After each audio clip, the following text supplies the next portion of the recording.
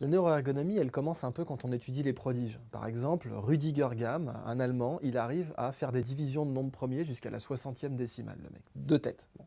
On l'a mis en imagerie, il y a une équipe française à Caen qui l'a mis en imagerie, et ils l'ont comparé à des gens normaux qui faisaient des calculs, et ils se sont rendus compte qu'il utilisait son cerveau différemment. Imaginez que ça, c'est le problème mathématique. Genre diviser 61 par 21 de tête. Bon. Et ça, c'est votre cerveau. Et ben, vous et moi, on va l'attraper comme ça. C'est pas la bonne méthode. Alors évidemment, vous allez me dire merci d'être venu Idriss, parce que ça saute aux yeux, que la bonne méthode pour attraper la bouteille, c'est pas ça. Et pourquoi ça saute aux yeux? Parce que notre main, on la voit. Donc on sait que c'est pas comme ça qu'il faut attraper une bouteille, c'est comme ça. Mais notre cerveau, on le voit pas. Notre cerveau, là, il est en train d'attraper de la connaissance, je vous donne de la connaissance, des contenus, vous voyez absolument pas comment votre cerveau, il l'attrape. Si vous voyez comment votre cerveau attrape la connaissance, il n'y aurait pas du tout besoin de recherche en neurosciences. Tout le principe des neurosciences, c'est que c'est caché le cerveau. Et donc il faut l'étudier pour voir un peu comment il attrape les contenus. Et en fait, ce que fait Rüdiger Gamm, c'est qu'il redistribue le poids du problème mathématique sur d'autres aires de son cerveau et sur d'autres fonctions mentales, en particulier la mémoire épisodique, la mémoire procédurale, la mémoire spatiale. Alors la mémoire épisodique, c'est celle que vous et moi, on utilise par exemple pour savoir ce qu'on a mangé le matin au petit-déj. Et elle est quasiment aussi développée chez nous que chez lui, hein, pour simplifier. Simplement, nous, on est incapable de l'utiliser pour faire des maths. Lui, il peut. La mémoire spatiale, donc c'est celle qu'on utilise pour savoir où on s'est garé, par exemple. Pareil, on ne l'utilise pas pour faire des maths, lui, il l'utilise. Et la mémoire procédurale, c'est la mémoire qu'on utilise, par exemple, pour faire un nœud de cravate. Quelqu'un qui sait faire un nœud de cravate, il sait le faire, mais il ne sait pas envoyer un email pour expliquer comment on fait. Et ça, c'est un peu normal, parce que notre cerveau, il est essentiellement non-verbal. À l'école, évidemment, on n'arrête pas de demander aux enfants de verbaliser, d'expliquer ce qu'ils font. Mais le cerveau ne fonctionne pas du tout comme ça. Le cerveau résout des problèmes sans savoir expliquer comment il a fait. Et bien, armé de cette ergonomie cérébrale, donc mémoire épisodique, mémoire spatiale, mémoire procédurale, et puis bien sûr, le petit doigt que je montrais tout à l'heure, c'est la mémoire de travail. La mémoire de travail, c'est celle que vous utilisez pour m'écouter parler là. Elle sature à 15 secondes à peu près. Qu'est-ce que j'ai dit à 15 secondes? Et c'est pour ça que quand un prof demande à l'école qu'est-ce que j'ai dit il y a 15 secondes, c'est totalement con, parce que la mémoire de travail, elle n'est pas du tout faite pour retenir un truc comme ça par cœur. Bon. C'est le post-it du cerveau, la mémoire de travail. C'est pour ça qu'elle n'est pas faite pour pouvoir faire des gros calculs mathématiques. C'est pas elle qu'il faut utiliser si on veut de la grosse performance, en fait. Donc, bah, Rüdiger Gamm, boum, il y a le problème mathématique que les autres ont du mal à attraper. Lui, il utilise d'autres aires cérébrales, il l'attrape, il jongle avec, il gère. Bon. La bonne nouvelle, c'est qu'on pourrait tous faire ça. On pourrait tous exceller dans un domaine en faisant de la neuroergonomie. Et la neuroergonomie, c'est exactement comme l'ergonomie de notre main. Regardez votre main, il y a une chose qui est sûre, c'est que vous ne pourrez pas toucher votre poignet avec votre petit doigt. C'est tout con, mais ça c'est physiquement pas possible. Bon. Ben, ça c'est de l'ergonomie. Ben, notre cerveau, il a pareil. Il a des articulations, il a des angles impossibles. Simplement, on ne les voit pas.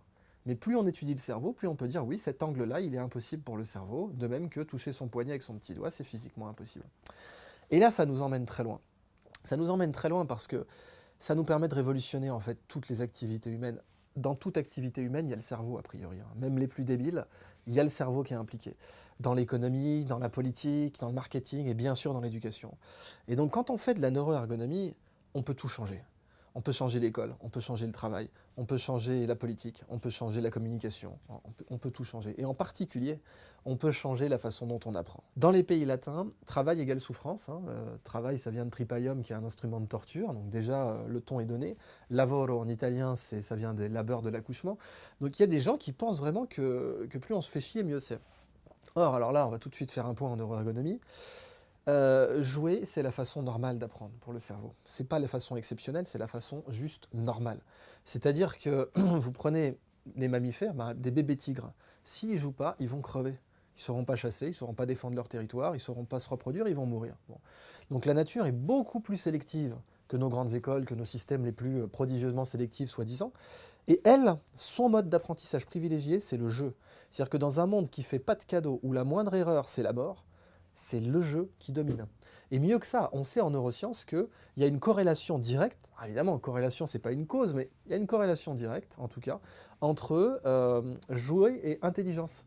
C'est-à-dire que plus un animal est intelligent, et en particulier, plus il utilise des outils, ça c'est super intéressant, parce que les pies utilisent des outils, les corvidés en général, les corbeaux utilisent des outils, plus un animal est intelligent, plus il joue. Donc, quand même, il y a une leçon là, parce que 4 milliards d'années d'évolution, le comportement d'apprentissage, c'est le jeu. Pourquoi? Le jeu est un moyen de capter l'attention. L'élément principal dans l'économie de la connaissance, si vous voulez télécharger de la connaissance dans votre cerveau, il faut payer de l'attention multipliée par du temps. C'est le premier truc qu'il faut payer. Voilà, il faut en payer d'autres après, il faut consolider et tout, mais le premier truc, sine qua non, qu'il faut payer pour pouvoir apprendre, c'est attention multipliée par temps. Et l'école, elle n'est pas compétitive pour capter l'attention. Si elle était compétitive pour capter l'attention, l'école, ça se saurait. Elle est obligatoire pour une raison au départ. Alors, pour tout triste que ce soit, au tout début, l'école était compétitive. L'école était obligatoire pour les parents au début. C'est les parents qui ne voulaient pas envoyer leurs enfants à l'école. C'est-à-dire qu'au début, pour les enfants, entre emballer des bottes de foin ou apprendre la vie de Jules César, le calcul était vite fait. L'école était intéressante. C'est les parents qui ne voulaient pas envoyer leurs enfants. Et maintenant, comme l'école, elle est obligatoire, donc elle a temps humain garanti, elle a peu évolué, puisque de toute façon, le temps était garanti. Elle n'avait pas besoin de se battre pour le choper, ce temps de cerveau humain disponible, comme quelqu'un l'a dit avec une formule cynique, mais malheureusement vraie. Eh bien, aujourd'hui, entre des jeux vidéo, des vidéos YouTube, du Facebook, et l'école est plus compétitive. Mais elle pourrait l'être. Parce que ce que je dis dans mon bouquin, c'est que l'école, c'est avant tout un buffet à volonté de connaissances. L'école, c'est un buffet gigantesque. Et vous imaginez, vous êtes dans un buffet, dans un hôtel 5 étoiles, et là, il y a de tout. Il y a vraiment tous les plats que vous voulez. Et là, vous êtes au paradis, a priori. Hein. Sauf qu'à l'école, on a rajouté une règle, c'est il y a un maître d'hôtel qui se pointe et qui fait tu dois tout bouffer. Tout, jusqu'à la dernière assiette. Et tout ce que tu as laissé, ça sera porté sur l'addition. C'est-à-dire que non seulement tu seras tu seras récompensé que sur ce que tu as laissé, pas ce que tu as mangé, mais en plus, si tu en laisses trop, tu redoubles, tu es humilié, on te vire de l'hôtel. Et là, c'est l'enfer. C'est-à-dire qu'on a les bons ingrédients, on a tout ce qu'il faut à l'école, mais on a posé des règles du jeu qui transforment le paradis en enfer. Donc un autre sujet que j'aborde dans le bouquin, bien sûr, c'est l'importance du plaisir. Le plaisir n'est pas sale, le plaisir n'est pas mal. Une bonne école, c'est une école où un prof prend son pied et où l'élève prend son pied. Il n'y a rien de pire qu'un prof qui ne prend pas son pied. Un prof qui se fait chier, ça se voit et ça fait chier l'élève. Et ça fait un tango de souffrance, ce que je décris dans mon bouquin, le tango de la souffrance. Je me fais chier à donner le cours, tu vas te faire chier à le suivre, tout va bien. Et côté élève, je me fais chier à venir, tu vas te faire chier à me donner le cours, tout va bien. Et pour ceux qui objecteraient à mon vocabulaire scatologique, je dirais que c'est quand même beaucoup plus vulgaire un système comme ça que les quelques mots vulgaires que j'ai utilisés. Alors, en conclusion, libérer votre cerveau, c'est un manifeste. C'est-à-dire que j'ai pris le parti risqué de parler de neurosagesse. Pas de neurosciences, de neurosagesse. Il y a beaucoup de bouquins en neurosciences, il y en a beaucoup de très bien, mais aujourd'hui la question, c'est pas ce qu'on a comme science, c'est pourquoi on applique les neurosciences. La neuroergonomie, elle est réservée essentiellement à l'armée aujourd'hui. Les plus grands chercheurs en neuroergonomie, ils sont à l'US Air Force. Et ils développent des trucs de dingue, comme un casque pour le F-35, qui est le casque le plus cher du monde pour un avion, c'est 400 000 $ juste pour le casque. Et ce casque, il vous permet d'abattre plus d'avions en un coup d'œil, d'identifier plus de cibles. Ça donne du levier au cerveau. Et d'un point de vue technique, c'est brillantissime. D'un point de vue raison d'être, peut-être qu'on pourrait utiliser ces technos pour autre chose.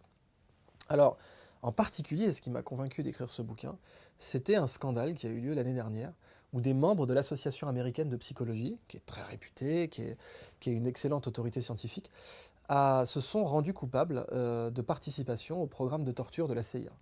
C'est-à-dire que les types ont utilisé leurs connaissances en psychologie, en neurosciences, pour torturer des gens et leur infliger un maximum de souffrance possible. Et là, je me suis dit, waouh! Et donc, j'ai vraiment voulu m'intéresser à un sujet qui n'avait pas été débattu, qui était, oui, c'est très bien d'avoir des neurosciences, je les développe moi aussi, c'est mon travail, mais je pense que l'urgence absolue, c'est de développer une neurosagesse. Parce que science sans conscience n'est que ruine de l'âme. Le sujet de mon bouquin, c'est qu'on est dans une seconde renaissance. Et dans la renaissance, les grands humanistes se sont intéressés à la raison d'être des sciences, à pourquoi on les développe, pourquoi on les applique. Et ce n'est pas seulement pour torturer des gens et massacrer des gens. Donc la conclusion de mon bouquin, libérez votre cerveau, c'est si vous ne connaissez pas votre cerveau, d'autres vont le connaître pour vous. Et ce n'est pas dans votre intérêt. C'est dans l'intérêt de personne que quelqu'un d'autre connaisse mieux son cerveau que lui. Si on veut vraiment libérer le monde, dans un sens, l'enjeu de ce bouquin est vraiment très grand. Si on veut libérer les gens, il faut qu'ils connaissent leur cerveau, au moins aussi bien que les autres le connaîtront pour eux. C'est pour ça que j'ai pris le parti de la vulgarisation. Si on veut libérer les gens de l'usage que l'on peut faire des sciences contre eux, eh bien, il faut avant tout leur permettre d'expliquer comment leur cerveau fonctionne. C'est pour ça que j'ai écrit ce bouquin. Il est à mettre dans toutes les mains. Je l'ai écrit pour les parents, je l'ai écrit pour les enfants. Il y a une bande dessinée au milieu qui a été faite spécialement pour que des enfants puissent bien le prendre en main, style manga, qui a été écrite par une de mes élèves d'ailleurs. Et voilà, pour moi, c'est un peu un manifeste, une constitution de ces neurodroits. Parce que ma conclusion dans le bouquin, c'est ou bien on aura une neuronaissance, ou bien on aura un neurofascisme, avec des structures, des organisations qui maîtriseront tellement notre cerveau que notre liberté va s'en effriter. Et ça, il faut évidemment lutter contre. Donc la neuroergonomie, elle est là pour libérer l'homme. C'est le parti que j'ai pris dans ce bouquin, et c'est pour ça que je l'ai appelé « Libérez votre cerveau ».